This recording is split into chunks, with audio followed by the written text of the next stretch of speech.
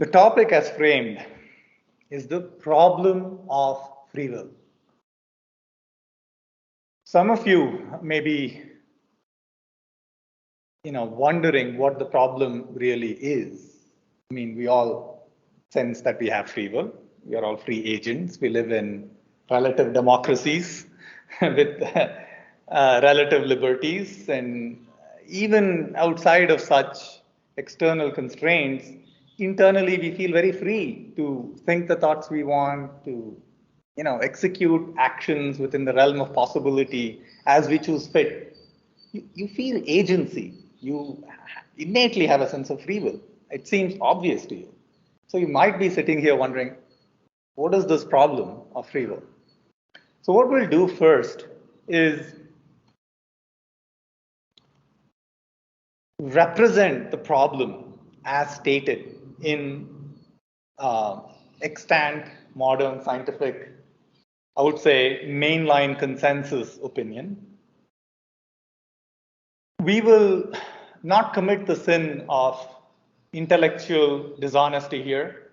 So we will not caricature these scientific arguments, create a straw man and rip it apart. Rather, we will go all out and first try to convince all of you of the scientific opinion. We will, what is called, steel man the argument, which is the opposite of straw manning. You will represent this argument in the best possible light with the utmost principle of charity. And then we will address it. In which case, we would have taken the best possible arguments and wouldn't be remiss in our intellectual honesty. So the first thing we'll do is what I explained, which is the steel manning of the current extant scientific mainstream consensus opinion. Of course, there are fringe opinions that differ, but this is the consensus of the mainstream. To the question, does free will even exist? Now, we obviously here conceded that we all feel like it exists, but does it really? The first thing we have to note here before we start is the epistemological framework within which science is operating and has operated since H.P. time in the end of the 19th century. In her article, she refers to scientists of her day as psychophysiologists, which today, as far as this topic is concerned, holds true. Psychophysiology means that psychology or the subjective experiences arise from physiology or biology, the processes of our body. And that fundamental assumption has not changed.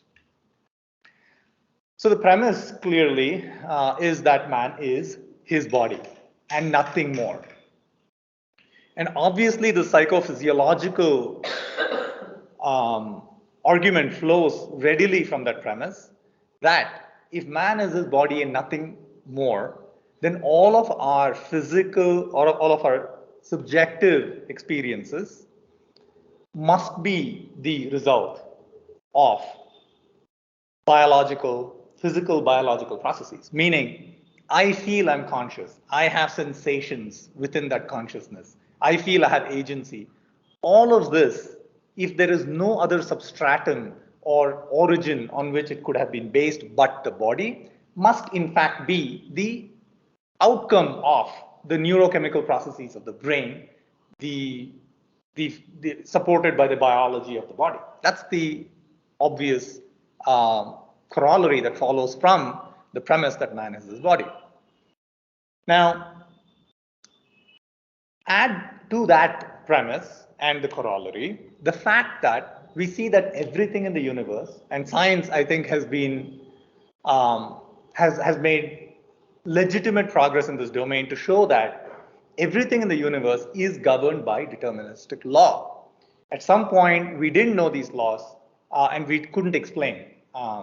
Say, for example, in the dark ages of Europe, we couldn't explain the onset of seasons. Like why are there 4 seasons and why does temperature change seasonally and periodically? Because we couldn't even admit to heliocentric explanations. Since then, there's a very clear, uncontroversial opinion now as to the heliocentric nature of the system, the tilt in the axis of the Earth, which causes changing seasons. So we've progressively seen that where there was behavior that couldn't be explained in nature, we were able to, as the progress of science and rational inquiry took place, we're able to explain it through laws that were entirely determinate, meaning deterministic. There was no action of any arbitrary entity, but it was impersonal, deterministic laws. So if you gave me the state of the universe as it is now, or any isolated system as it is now, with all the variables within that system, and I know the law with which the system operates, I can tell you the exact next state that the system is going to be in. That's determinism. Now, some of you may actually sit here and say, yes, but that's only true of the macro universe that we see around us. What about quantum mechanics? Isn't that based on probability and randomness? And here also, I think there must be, this point has to be made because it is somewhat nuanced, but very important. While quantum world isn't fully deterministic and is probabilistic, for example, the location of an electron in quantum phraseology cannot be expressed as in 3 coordinates of space and that of time, but rather as a probability distribution function, meaning that at some point, it's the like electron is there at the highest probability, and as you move away from that point, the probability drops and kind of approaches 0 as you go to the farther extents of the universe. But what should be noted here is that is not randomness. That is still deterministic. The function, the mathematical function, which is called the probability distribution function, by which you model an electron, is entirely deterministic. So much so that I can take those formulas and tell you exactly what interference pattern you will see if I shoot electrons through a double slit experiment. That is entirely deterministic. What we are saying is it's not random, but it follows laws of stochasticity, which is still deterministic. So there's a difference between probability and randomness. If a system is random, you could not model it with any mathematical formulas. That's not the case even in the quantum realm. Even quantum mechanics, while it is stochastic, is still deterministic. So we've said everything we've found in the universe so far through our rational inquiry has shown to be governed by deterministic laws. Our body is part of the universe. It is made up of the same substances, the same particles, the same, physical reality that we see around us. There's nothing special in this body. It's made up of the same quarks and bosons or whatever. So it should also follow deterministic laws. And if your subjective experience is the result of your body, how can your subjective experience not be deterministic? So where is there any free will? That's the argument. The conclusion is there cannot be free will. If you start from the premise, add in the facts that you know, you end up with the inevitable, inescapable conclusion that there cannot be free will. And the feeling of agency that we all feel in the beginning of the talk that we admitted we all have must be an illusion. This is the top of the line argument. So to the question, does free will exist? The emphatic answer from mainline consensus in scientific establishment is no. Now, that's just an intellectual argument. Let's all actually here go through a thought experiment, and this is something that the celebrity atheist types have done online, and we can do a very small thought experiment here with all the audience today, which kind of will give you a more subjective anecdotal proof of what they're talking about.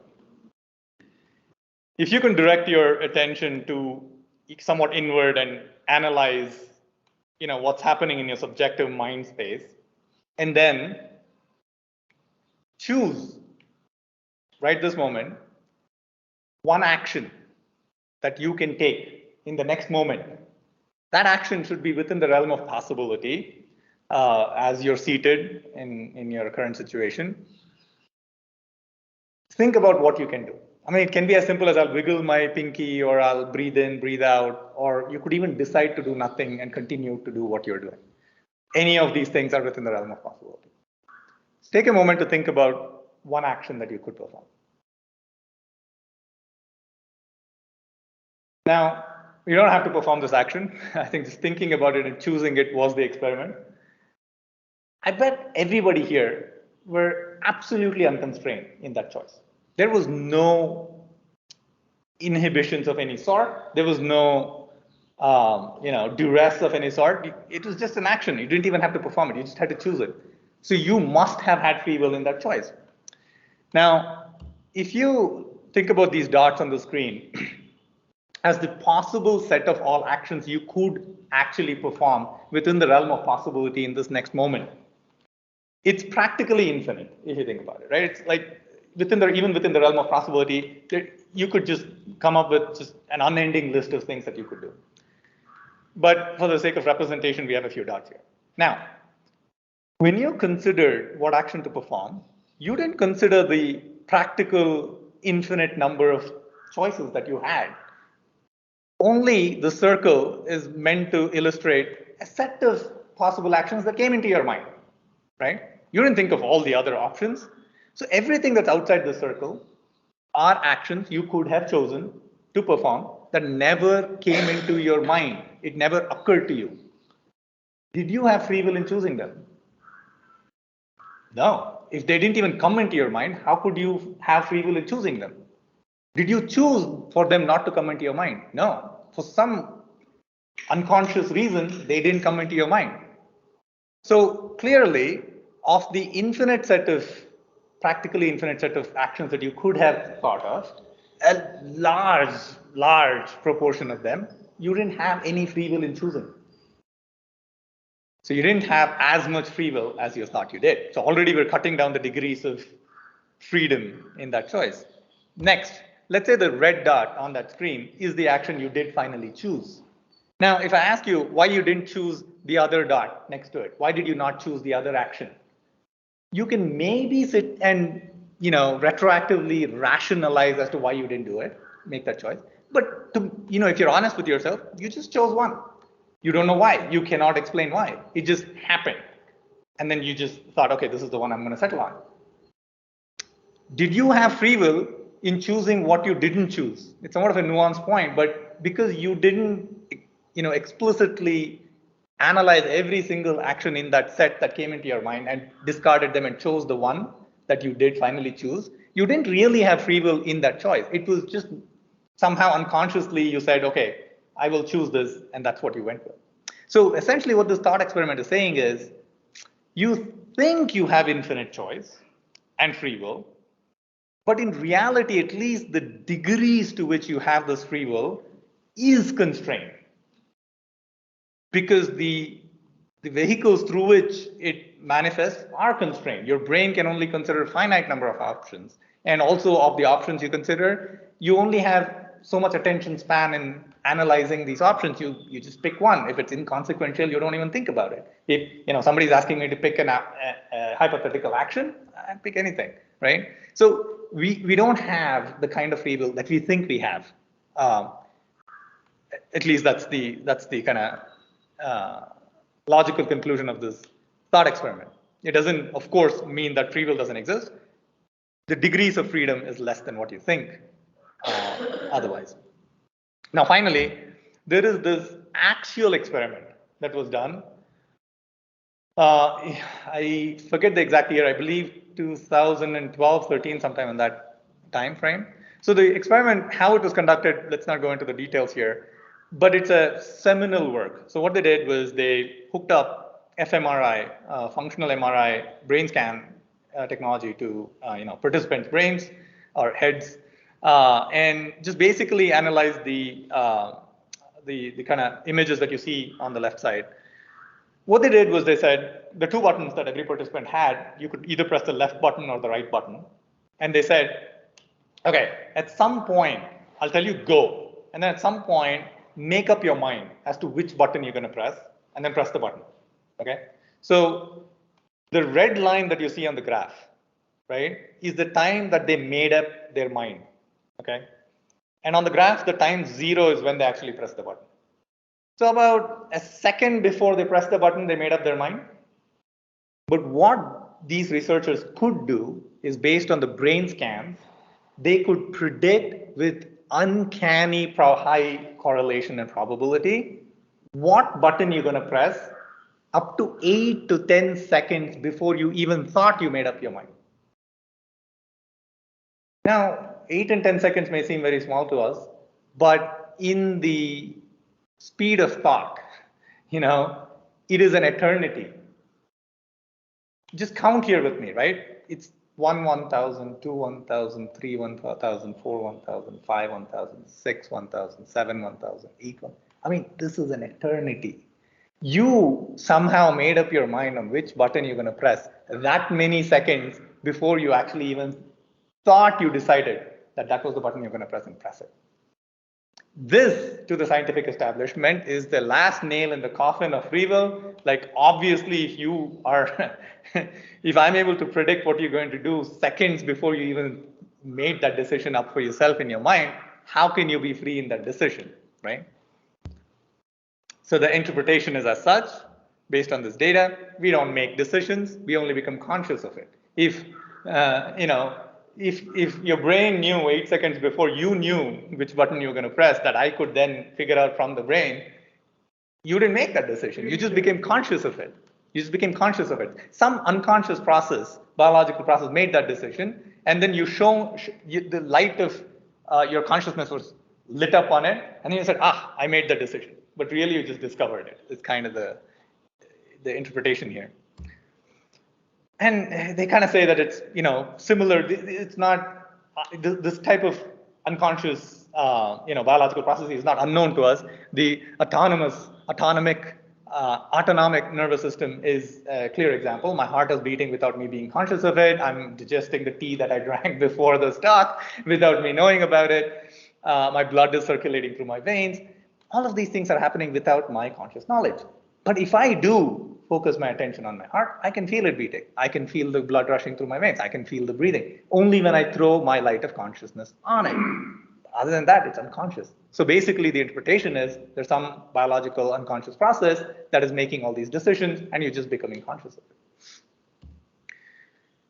And they all go to great lengths to convince you the choice still exists. It's not like, in your life there aren't, roads that fork. There are roads that fork. You do make decisions, and decisions have to be made, but you're not consciously making those decisions, is the interpretation.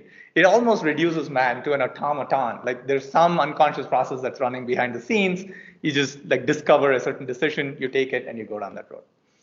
That's how you think about that. Essentially, free will in making choice cannot exist. That's kind of like the steel man argument that we set out to make. Hopefully, I've done justice to that argument, and hopefully most of you are almost convinced that you don't have free will. But let's now try to deconstruct this argument. This is, of course, like I said, mainstream scientific consensus opinion. There are fringe opinions, of course. The first argument that you should consider, that I think just, introduces, like they say in the US justice system, reasonable doubt. I don't know if that exists in all you have to do to acquit somebody is you have to have reasonable doubt. So I think we can have more than a reasonable doubt that we can, bring about through some of these arguments. Let's take the example of a bear. Now, I chose a bear for an advised reason. It's an omnivorous creature. It can eat fruits, vegetables, berries, and be just as happy and healthy as it ever can be. But it now and then feasts itself on passing by beaver or something. I don't know what they eat, but they do hunt. They are carnivorous as well. No bear in the history, or I would wager anything, on the fact that no bear in the future would have, out of moral compunctions, the need to give up meat.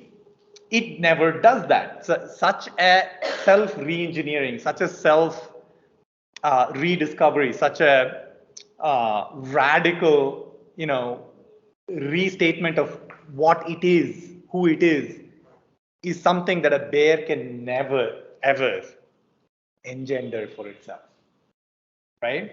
So these unconscious biological processes, helping this bear make this decision, yes, we can buy it.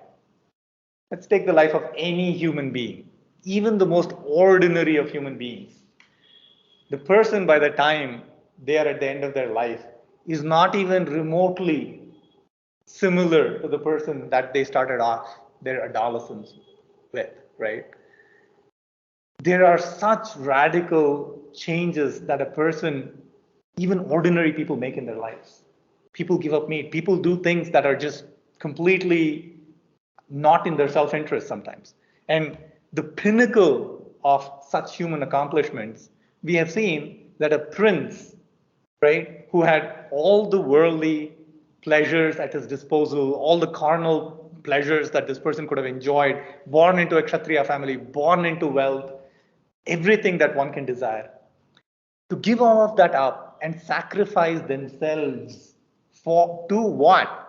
To save humanity and reach the pinnacle of perfection in that pursuit and become a Buddha. That radical re-engineering of oneself cannot be brought about by biologically driven unconscious processes that you discovered through your conscious mind. Because Gautama didn't randomly choose actions that fortuitously ended up with him becoming Buddha. He set out the goal even before he started, that my goal is to save humanity. So it's not some random processes that fortuitously, aligned themselves to make this happen. The goal was preset, and the goal was achieved through radical self-transformation, and that's impossible in the model that we have put forth in the scientific establishment. Let's take another slightly different argument to this. I asked you to choose any action. Sure, that's like a pedestrian thing that you would do. It's one that we do commonly. Think of a movie that you want to go to. Sure, it's for entertainment. That's what you're doing. Make any worldly decisions, right? For all of these decisions, there is that is supposed to indicate selfish gene, by the way. So the selfish gene, which is the underlying foundation for Darwinism and neo-Darwinic thought process, is that your genes are basically selfish. What it wants to do is to replicate itself and make sure it survives. So it basically knows, or somehow is, programmed to know that there are mutations that happen when it replicates itself, and within those mutations are adaptive traits. And the more it replicates itself, the more it will explore positive states, which obviously through natural selection, the bad ones will get weeded out and the good ones will succeed, and it will replicate itself. So the selfish gene idea is at the core of neo-Darwinism, right? So you can maybe say, of all the worldly decisions you're making, yeah, it's for a selfish purpose. Yes, maybe the selfish gene, which is the foundation of any unconscious biological process, could be making these decisions. There's an argument that you could potentially make on that count. But if you look at the other side, sacrifice yourself for humanity is the very opposite of selfishness. It is diametrically opposite. There could not be a more,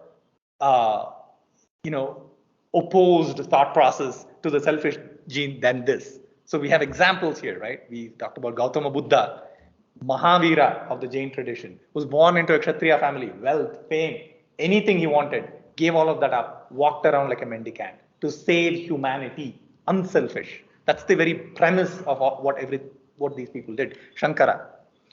None of this can be explained on the basis of a selfish gene. So the thought process and the argument here is, if there are unconscious processes that are making decisions for you, those unconscious biological processes ought to be based on the selfish gene idea.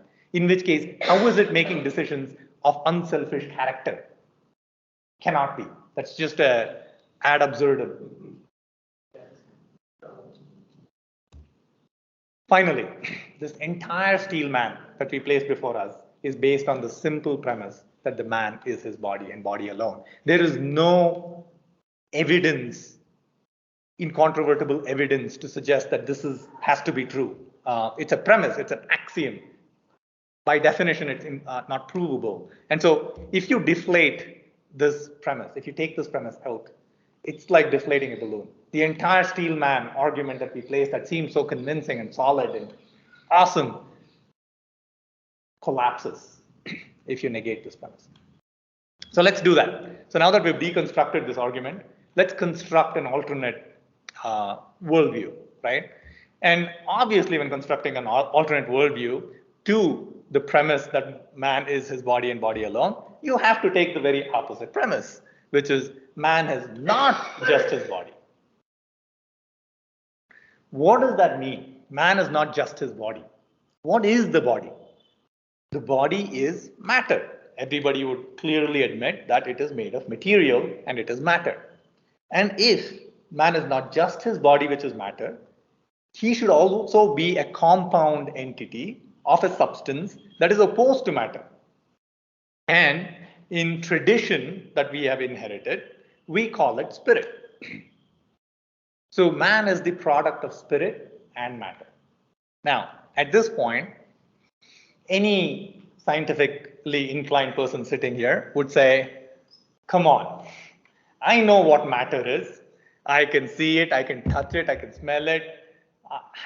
I know intimately what matter is. But what is the spirit you're talking about? This undefined entity that is completely inscrutable to my senses. How can you posit that such a thing can exist? Right? It's a legitimate question. To this, we answer, you think you know matter? Do you really know what matter is? What do you know of matter? The thing you touch, you feel, you see is not matter. It's attributes of matter that is inhering on an attribute-less substratum that you are seeing. It's the attributes of the ontological existence of matter that you're seeing. You don't know what matter is, devoid of these attributes. Argument number one. Two, even if you consider that those attributes define matter in some way, are you really touching matter? Are you really smelling matter? Are you really tasting matter? Aren't these all just electrical signals going into your brain? Matter isn't going into your brain and into your consciousness and your consciousness is touching it. That can never happen. What is happening is your sensorium is bringing in certain sensations that modify your mind according to that sensorium, and your own mind is sensing your own mind's modifications. It's your own mind touching, feeling, sensing, seeing your own mental modifications. You have never touched matter. You have never come in contact with it. You don't know what it is. To say I know matter is ludicrous. But let's go back to one of the great thinkers, René Descartes, right? He started with exactly this line of thought. He said, let me get rid of everything that I have any doubt in, right? Let's just discard anything where I even have a modicum of doubt in. And what he did? This is meditation 1 of his book. He got rid of everything. He said, I don't know matter. I don't know my body. These things cannot, there's a possibility that I'm not this, right? But where did he land? He landed on this one thing. The one thing I know for sure is I am I. I know I am I. I know I am conscious.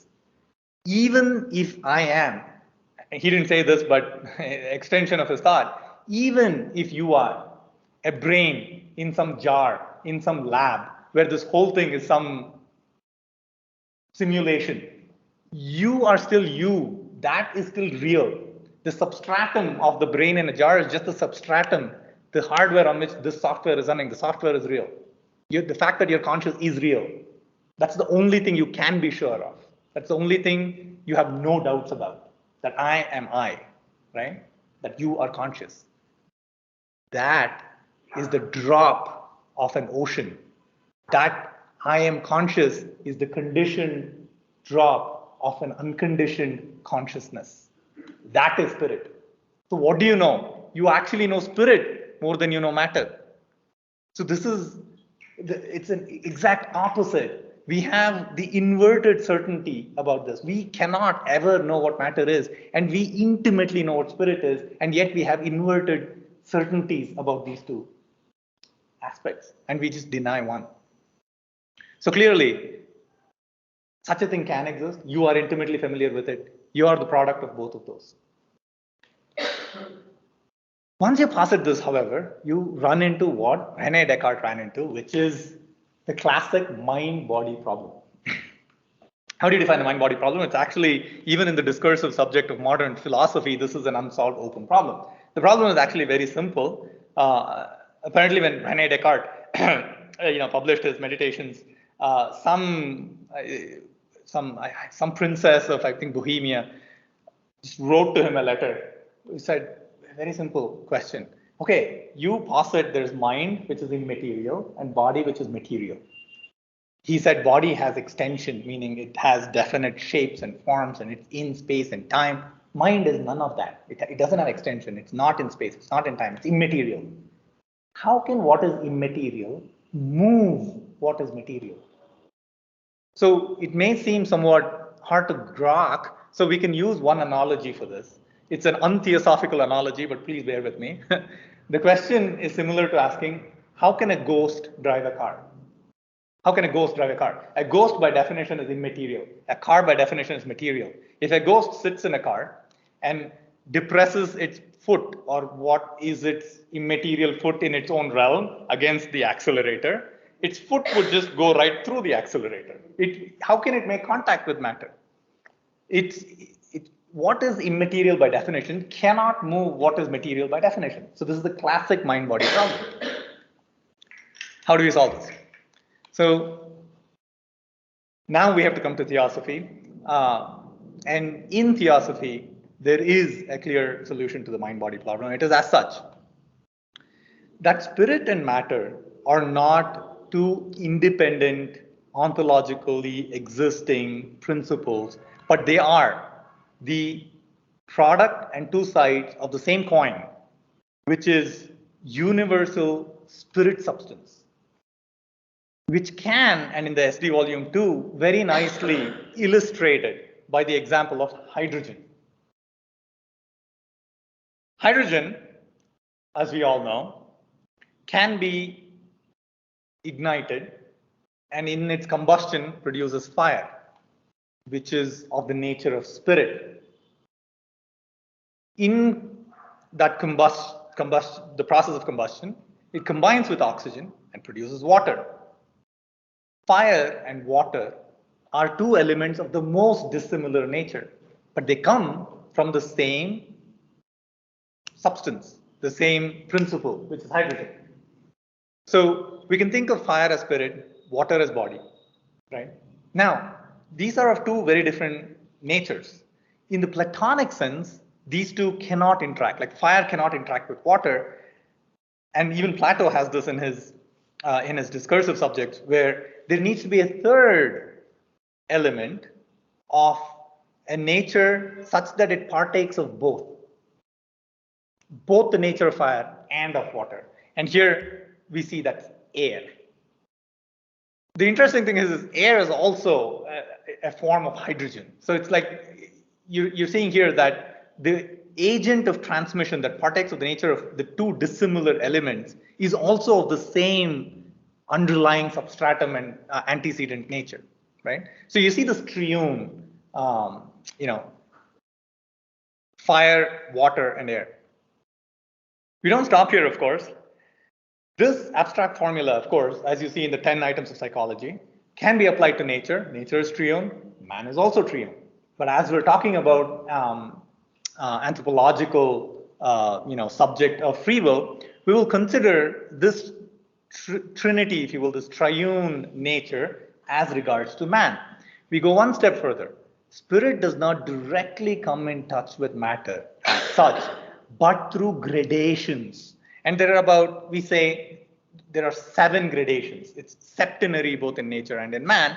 And just looking at it from the perspective of man, from our perspective, this can be applied mutatis mutandis to every level of abstraction. But from our perspective, we can say the Atma Buddhi Manas, we're coming to the septenary constitution of man, we can say is the fiery spirit from our perspective. And what is body is not just this physical, which is the last, but rather that's the illusory part. But the principles that make up and support this body is the watery element, right? So this quaternary and tertiary as a formula applies everywhere. And what about this intermediary, this transmitting agent? The minute Atma Buddhi Manas is in incarnation, the minute it comes into a physical body, or we should say informs, overshadows the lower quaternary, the two pivotal principles, manas and kama, essentially, become dual. The two characteristics of them intermix to make manas dual. So there is the higher and lower, right? And this becomes somewhat of a transmitting agent from our perspective between what is spirit, Atma Buddhi Manas, from our perspective, to what is body or matter to us, which is the lower quaternary. And further along, it is this lower manas that is enmeshed in kama, that is reflected into kama, that has all the potentialities of its primary, which is the Atma Buddhi Manas. It has all the potentialities of it. And just as fire element is not of the nature of water, that reflection of Atma Buddhi Manas brings with it the potentiality of faculties of the spirit which are not of this world. It is not of this world, meaning it is not constrained by the deterministic laws of this body complex. And so HBB, in her seminal work, Psychic and Noetic Action, calls this the lower reflection of manas, only whenever it disconnects itself for the time being from kama, in the degree to which it's able to disconnect itself from kama, becomes the guide of the highest mental faculties and is the organ of free will in man. So what we have said is, yes, this body, this matter is constrained by physical deterministic laws, but this reflection of the higher in the lower brings with it a sui generis potentiality that is enmeshed within matter, but as it decouples itself from it, has spontaneity, as we say, or has the ability to come up with ideas that are not constrained by the biology of where it is, of its informing quaternary. Once we look at the source of where free will potentially comes from, the next obvious question we'll ask is, can it act directly on matter? Like, how does free will act? And here it's important, I think, to lay emphasis on this very key kind of theosophical idea, which is that at any level of abstraction, if you take the antecedent nominal level of abstraction, which is its primary, does not descend into the next level and act directly. The analogy is the sun doesn't descend down on earth and germinate the seeds and fructifies it, but rather it radiates, unconsciously radiates. The sun isn't conscious of any activity that's happening on earth, although all the activity on earth is supported by the sun. That radiation fructifies what is innately in this level of abstraction to burst forth, which is nature. So even in the Vishnu Purana, this is referred to as Susrukshu Shakti, which is the radiation, and Srijya Shakti, which is innate in matter, right? So free will also, I posit, cannot act directly on matter. But what it can do is the following. Now we have said there is a higher and lower. We have established a kind of moral landscape for ourselves. Now in this continuum between the higher and lower centers in man, we can direct, just as the sun can direct its heat, we can direct, let's call this the grow light of our attention, our consciousness on any point along that continuum. Just as when when you shine grow light on some piece of soil, you, based on where you move it along this continuum, come up with, seeds that sprout concomitant with the area in which you shine that grow light. So also, where you place your attention along this continuum between the lower center and higher center in man, so also you generate swabhava, tendencies. You engender yourself in concomitant with the nature of that point at which you're placing your attention. So if your attention is completely on the lower carnal side, the tendencies that you generate and the body that you generate, the vehicle that you generate, is of a lower tendency. It will act in that nature. As you move your attention up this continuum to the higher center, you weave in strands into your being that is concomitant with that nature of that point in which you're placing your attention. So in a way, how does free will act? Free will has a temporal gradient in this time, right? So at one end, you have complete free will in choosing where you focus your attention, even now in this moment. You have full control over it. You may be incarcerated, you may be in a prison, in some Nazi prison during the Holocaust. And there was, even then, you could internally know that the attention that you place, you're entirely free. You can take your attention and place it on whatever subject, irrespective of your physical privations, right? So you have 100% free will on where you place your attention. Where you place your attention causes swabhavas to be born out of that nature, right? These are tendencies. These are skandhas, if you will. And it is these skandhas that engender action. You act according to your nature. And those actions produce results. By the time you reap those results, you have no free will in those results. It's already here. That's destiny. That's determinism. So, what is the simple takeaway here?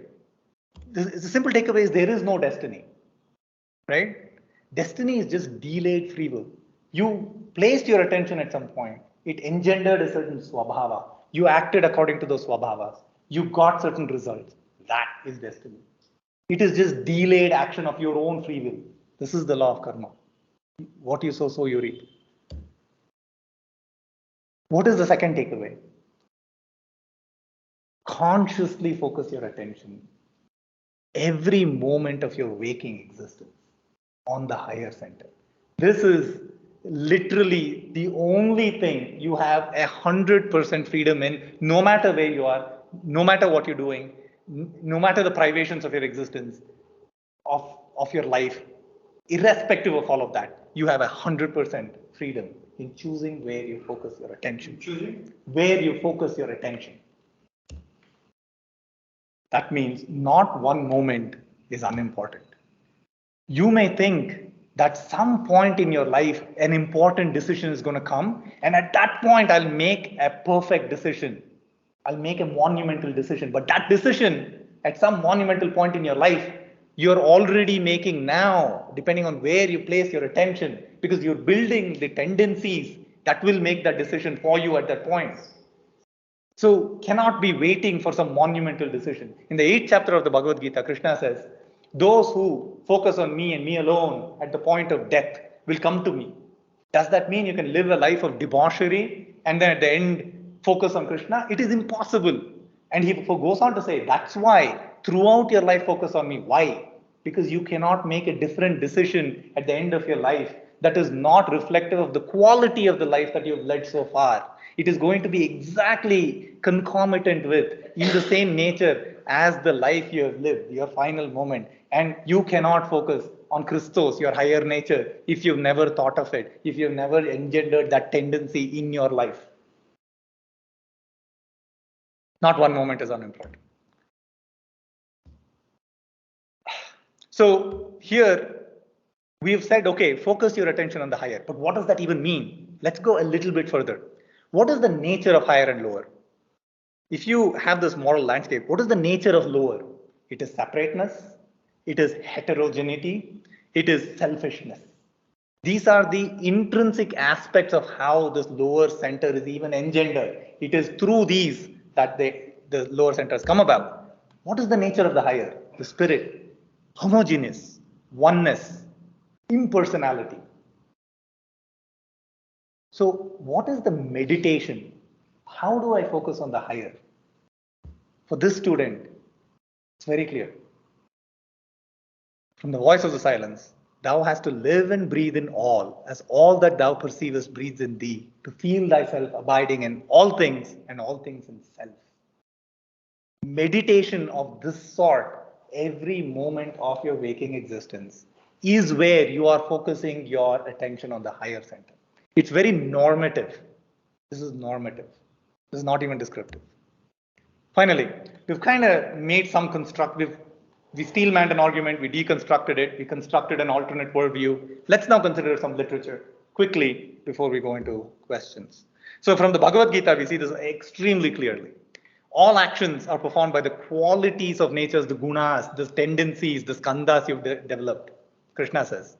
And man, deluded by ignorance, thinks I am the actor, the self is the actor, self is not acting. It is the gunas that are acting in the gunas.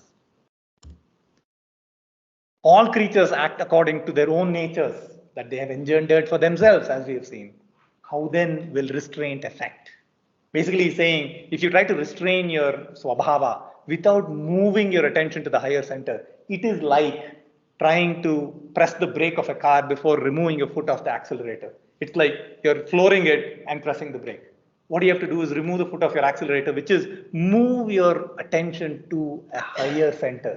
Stop engendering the tendencies of the lower and then restraint. That's the next thing that he says. That's how you have to affect restraint. Lastly, this is a qualities act in the qualities. Guna guneshu vartanta. Self doesn't act. It's the gunas acting in the gunas. The self is like the sun radiating. That's where you have free will, which engenders swabhava. Swabhava acts. This is the teaching of the Bhagavad Gita. What do we see in Theosophy? Will as an eternal principle is neither spirit nor substance, but everlasting ideation. So this is the HPB in the glossary for free will. Pre-cosmic ideation, Daivi Prakriti, in its many different manifestations. We also see in the SD the 6 forces of nature, Ichcha Shakti, right? You can roughly say is free will. One of the manifestations of Daivi Prakriti. The soul manifesting the spirit is the true will, says William Q. Judge in letters that have helped me. The human will is the lowest form of this manifestation.